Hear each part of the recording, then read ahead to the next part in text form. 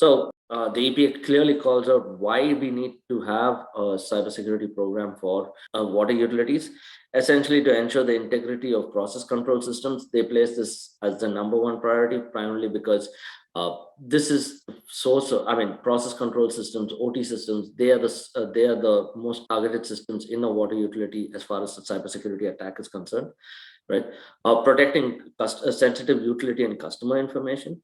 Uh, Liabilities if customer employee personal information is stolen. So having a cybersecurity program helps a utility to avail for what you call cyber insurance, also for any funding that helps reduce that legal liability if it ever occurs, and most importantly to maintain customer confidence, right?